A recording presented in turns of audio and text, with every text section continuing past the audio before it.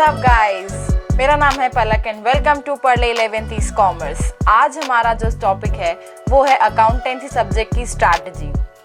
Basically accountancy जो subject है हमारे कॉमर्स में वो बहुत डिफ़िकल्ट सब्जेक्ट माना जाता है, लेकिन अगर हम इसे प्रॉपर स्ट्रैटेजी से प्लान करते हैं, प्रॉपर स्ट्रैटेजी से प्रिपेयर करते हैं तो ये सब्जेक्ट हमारे लिए बहुत बहुत बहुत इजी होने वाला है। लेकिन before we start the video, make sure कि आप सभी ने इस चैनल को सब्सक्राइब कर रखा है, आपने बेल आइकन भी दबा दिया है और लाइक बटन को भी दबा दिया है। हमारे डिस्क्रिप्शन बॉक्स में आपको हमारे टेलीग्राम चैनल की लिंक दी जाएगी, जिसको आपको याद से आपको उसको ज्वाइन कर लेना है, क्योंकि हमारे जितने भी अपडेट्स होंगे, हमारी जितनी भी स्टडी रिलेटेड पोस्ट होगी, वो सभी आपको वहाँ पर मिल जाएगी। फर्स्ट है इंट्रोडक्शन। इंट्रोडक्शन इज़ लाइक कि अकाउंटेंसी है क्या। अकाउंटेंसी जो सब्जेक्ट है वो हमारे लिए बहुत इजी सब्जेक्ट होने वाला है, लेकिन इजी कैसे होगा? अकाउंटेंसी के बारे में जो कॉन्सेप्ट्स हैं बच्चों के दिमाग में जो जनरली होते हैं वो ये रहता है कि बहुत डिफ़िकल्ट हो जाएगा, इतनी कैलकुलेशंस, इतनी मेथड्स, इतने सारे चैप्टर्स और न जाने क्या क्या। लेकिन अकाउंटेंसी बहुत सुंदर, बहुत खूबसूरत सब्जेक्ट है, प्रैक्टिकल सब्जेक्ट, क्योंकि जनरली बच्चों को लगता है कि बहुत डरावने हो सकते हैं, बहुत हॉरिफाइंग हो सकते हैं, लेकिन अकाउंटेंसी ऐसा बिल्कुल भी नहीं है। अकाउंटेंसी आप सभी के लिए बहुत सुंदर होने वाला है, बहुत अच्छा होने वाला है, क्योंकि ये प्रैक्टिकल सब्जेक्ट है और प्रैक्टिकल सब्जेक्ट को करने में बड़ा मज़ा आने वाला है। ओके, तो ये बेसिक सा इंट्रोडक्शन है कि हमारे लिए अकाउंटेंसी डरावना सब्जेक्ट होता है, लेकिन हमारे लिए नहीं होगा। हमारे लिए, समझे आप? हमारे लिए, पढ़ले फैमिली के लिए ये डरावना नहीं होने वाला है, क्योंकि आज हम इस वीडियो में उसी की स्ट्रैटेजी को प्लान करेंगे। तो जब बात टाइम मैनेजमेंट की आती है और बच्चे जब देखते हैं कि टाइम मैनेजमेंट लिखा है, मतलब एक बहुत सुंदर सा टाइम टेबल बनने वाला है, जिसमें सुबह से शाम तक की सारी रूटीन लिखी हुई होगी कि 6 बजे उठना है, 6 बजे उठना है, 7 बजे ये करना है, 8 बजे ये करना है, 9 बजे ये करना है। पर इधर टाइम मैनेजमेंट में इसका मतलब ये बिल्कुल भी नहीं है। हम यहाँ पर कोई टाइम टेबल नहीं बनाने वाले हैं, हम यहाँ पर एक बहुत सुंदर सा, बहुत अच्छा सा एक स्केड्यूल बनाने वाले हैं, जिसमें हमारे पास में एक स्केड्यूल के अंदर पूरा रूटीन होगा पूरे दिन भर का कि हमें कौन सा सब्जेक्ट करना है, कब करना है। तो आज तो हम अकाउंटेंसी की ही बात कर रहे हैं, तो अकाउंटेंसी के लिए मैं आप लोगों को बता दूं, टाइम मैनेजमेंट की एक स्केड्यूल प्रिपेयर करना है, जिस स्केड्यूल में आपके पास में टाइमिंग्स होंगे कि आपको अकाउंट्स को किस किस दिन सॉल्व करना है। क्योंकि अकाउंटेंसी एक हमारा प्रैक्टिकल सब्जेक्ट है, तो इसे आपको रोज़ सॉल्व करना होगा। जी हाँ, आपको इसको रोज़ सॉल्व करना होगा। मैं ये नहीं बोल रही हूँ कि 14 घंटे बैठो, 12 घंटे बैठो, 15 घंटे बैठो, बिल्कुल भी नहीं। आप जितनी देर बैठ रहे हैं, स्टे कॉन्सेंट्रेटिव। अगर आप कॉन्सेंट्रेशन के साथ में अपनी स्टडी को स्टार्ट करते हैं, अपने सब्जेक्ट को स्टार्ट करते हैं, तो फिर चाहे आप 30 मिनट्स ही क्यों ना बैठें, आप आधा घंटा भी अगर ध्यान से बैठते हो तो आपके लिए वो टाइम बहुत अच्छा मैनेज हो जाता है। ठीक है, तो एक स्केड्यूल प्रिपेयर करना है, जिसमें आपको Monday, Tuesday, Wednesday, Thursday, Friday, Saturday and Sunday और सैटरडे संडे जो रहेगा, उसमें आपको जो आपने मंडे टू फ्राइडे में आपने जितना भी कोर्स किया है, जितनी भी आपने पढ़ाई करी है, जितने भी आपने चैप्टर्स को कंप्लीट किया है, सैटरडे और संडे में आपको उनको रिवाइज करना है। ये आपके ऊपर है। ठीक है, तो आपको अकाउंट्स को हर दिन सॉल्व करना है, लेकिन एक बात हमेशा याद रखनी है कि जब भी हम अकाउंट्स करने बैठेंगे, हम कंसंट्रेशन से बैठेंगे। अगर आज इच्छा नहीं हो रही है, कोई बात नहीं बैठना है। ठीक है, तो अब टाइम मैनेजमेंट में तो यही है। बाकी दूसरी चीज़ जो बच्चे देखते हैं वो है डिफ़िकल्टी लेवल।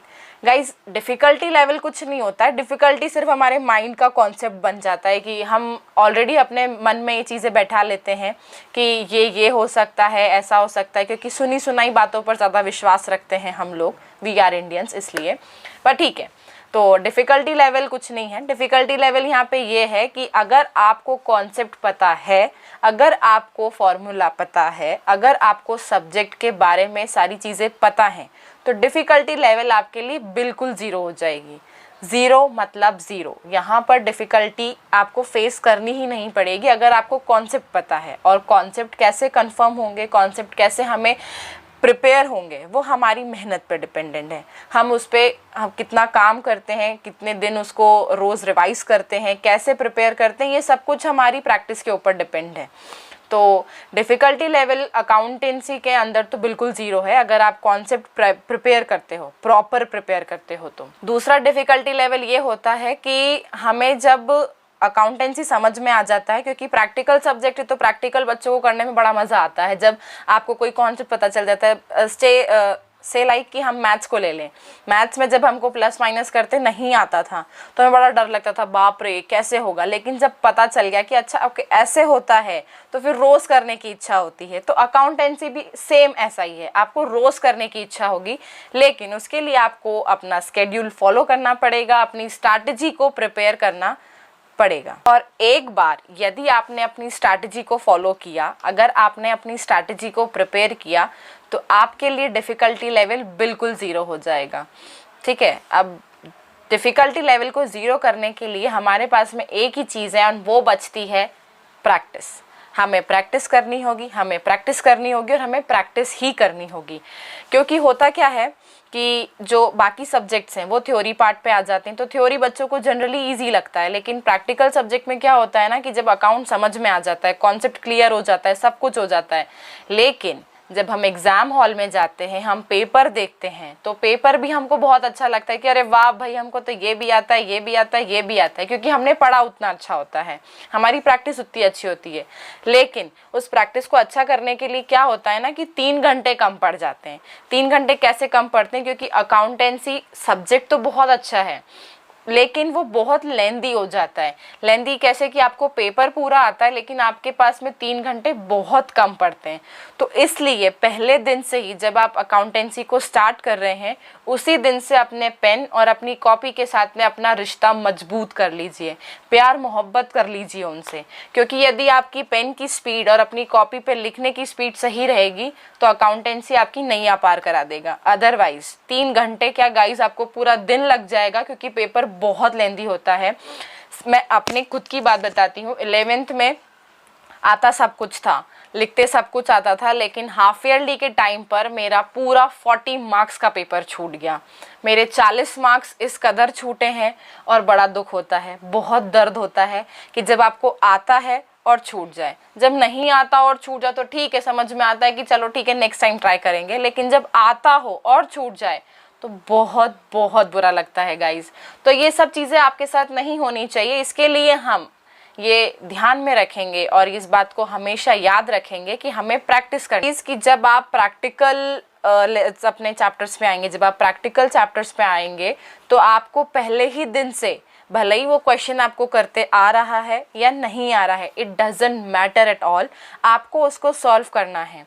आप उसका भले ही फॉर्मेट बनाओ, आप उस के बारे में जो छोटी मोटी इन्फॉर्मेशन होती ना, जैसे मैथ्स में होता था, एक क्वेश्चन दे दिया फिर हम उसमें लिखते थे given that speed is equals to this, distance is equals to this, time is equals to x.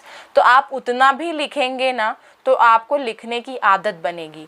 क्योंकि क्या होता है, जब हम एग्ज़ाम हॉल में बैठते हैं तो हमें करते सब आता है लेकिन लिखने में बच्चों की 12 बज जाती है। तो ये हो गया हमारा basic introduction, difficulty level, time management और प्रैक्टिस। अब मैं जाने से पहले कुछ 2-3 बातें आप लोगों से करना चाहती हूँ। जानते हैं कि अभी कुछ समय से क्या पिछले 2019 से लेकर हम इस लॉकडाउन को सहन कर रहे हैं, फेस कर रहे हैं, तो बहुत ज़्यादा सिचुएशन ख़राब है। लेकिन इस वर्स्ट सिचुएशन में भी हम आपके लिए कुछ बेस्ट लाने की कोशिश कर रहे हैं। तो आप सबके सपोर्ट और प्यार की बहुत ज़रूरत है और बाकी सब अपने आप हो जाएगा। बस आप लोग सेफ रहिए। लॉकडाउन चल रहा है, कोरोना चल रहा है, तो घर से बाहर बिल्कुल मत निकलिए, क्योंकि कोरोना हमें जानता नहीं है ना, कोरोना हमारा फ्रेंड नहीं है कि वो हमें नहीं हो। बात रही बुक्स की, तो अकाउंटेंसी के लिए मैं आपको बेस्ट जो है, मेरे हिसाब से, मेरे ओपिनियन में जो बेस्ट बुक्स हैं, सबसे पहले चलती है टी.एस. ग्रेवल्स। टी.एस. ग्रेवल्स जो है वो बहुत अच्छी बुक है। उसमें सारे कॉन्सेप्ट हैं, छोटे से लेकर बड़े कॉन्सेप्ट तक सब कुछ कवर किया है। और दूसरी है एस.सी. शर्मा। लेकिन इन दोनों बुक्स के लिए मैं आपको एक प्लान बता दूं।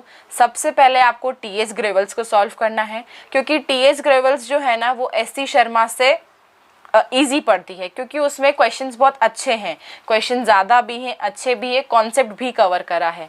लेकिन एस.सी. शर्मा जो बुक है उसमें वो आपकी सिर्फ अंडरस्टैंडिंग और आपके कॉन्सेप्ट को ही जज करती है। तो जब आप टीएस ग्रेवल्स को पूरा सॉल्व कर चुके होंगे तब आप एससी शर्मा को हाथ लगाओ, क्योंकि एससी शर्मा में क्वेश्चंस बहुत अच्छे हैं। क्वेश्चंस वही हैं जो टीएस में हैं, लेकिन उनका पूछने का तरीका, उनको प्रेजेंट करना, उनको समझना वो तभी होता है जब हमारा कॉन्सेप्ट बहुत स्ट्रांग हो।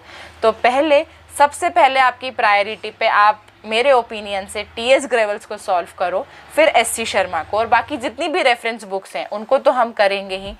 तो आज की सभा का समापन यहीं करते हैं। मिलेंगे आपको नेक्स्ट वीडियो में। इसी के साथ में गुड लक, जय हिंद, जय भारत, और अपना ध्यान रखो एंड घर पे ही रहो।